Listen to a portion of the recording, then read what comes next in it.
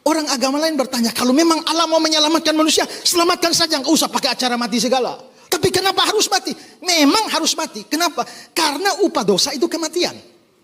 Maka kalau ada yang mau jadi juru selamatnya harus mati. Kalau saya bikin salah dan hukumnya dicambuk 100 kali, kalau ibu mau jadi juru selamat saya, maka ibu harus dicambuk 100 kali. Kalau hukum saya ditampar bolak-balik 500 kali, ibu mau jadi juru selamat, ibu mesti ditampar 500 kali. Karena hukuman dosa itu adalah kematian, maka juru selamatnya itu memang harus mati. Karena itulah dia datang ke dalam dunia untuk mati. Makanya ada yang berkata, kalau Yesus memang Tuhan, kenapa tidak bisa selamatkan diri dari salib? Jawabnya gampang, kalau mau selamat gak usah datang. Karena memang datang itu untuk mati. Kalau Yesus datang untuk mati, tahu-tahu tidak jadi mati, namanya gagal. Supaya berhasil, maka dia harus mati. Jadi kalau Yesus memang mau selamat, terlalu mudah. Kenapa terlalu mudah? Saudara lihat waktu mereka tangkap dia di Getsemani. Siapakah yang kamu cari? Lalu mereka bilang, Yesus dari Nazaret. Lalu dia ucapkan 2 kata, akulah dia, ego eimi dalam bahasa Yunani.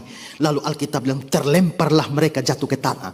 Dia mengucapkan 2 kata, akulah dia, langsung jatuh ke tanah. Oleh Spurgeon dikatakan, bayangkan, 2 kata saja lempar mereka ke tanah. Kalau beliau perpanjang menjadi 1 kalimat, kau bukan hanya terlempar ke tanah tapi neraka. Waktu Petrus datang bawa pedang, potong telinganya Malkus. Lalu Petrus bilang, Yesus bilang, Petrus, sangkamu aku tidak minta lebih dari 12 pasukan malaikat menolong aku? Kata pasukan di situ itu bahasa Yunaninya legion. Legion itu istilah militer Romawi. 1 legion 6.000 tentara. Itu 1 legion. Yesus bilang, sangkamu aku tidak bisa minta lebih dari 12 legion malaikat. 12 legion itu 72.000 malaikat. Tapi Yesus bisa panggil lebih dari 72.000. 1 malaikat di perjanjian lama bisa bunuh orang Asyur 1 malam 185.000 orang. 1 malaikat. Kalau 72.000 malaikat. Jadi kalau Yesus mau selamat pasti bisa. Tapi dia tidak mau. Kenapa? Karena kalau dia selamat kita binasa.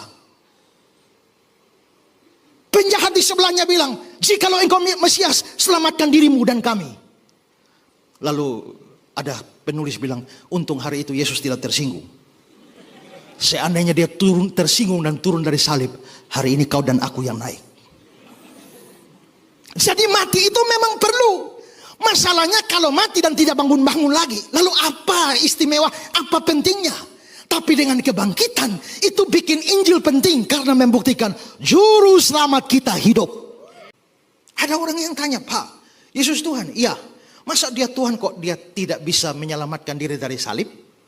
Saya bilang bukan tidak bisa, tidak mau. Karena apa?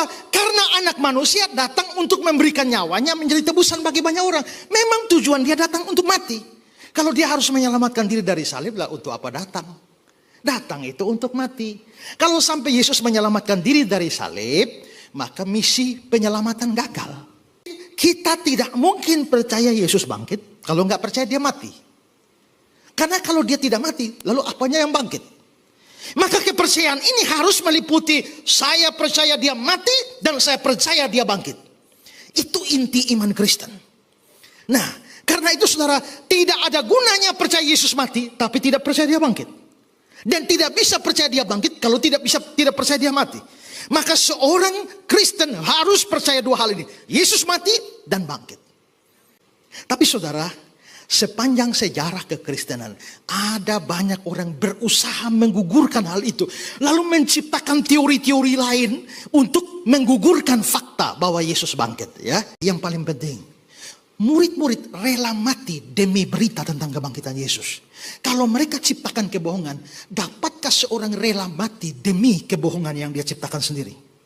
Bahkan seorang berkata bahwa lebih sukar membuktikan Yesus tidak bangkit daripada membuktikan bahwa dia bangkit.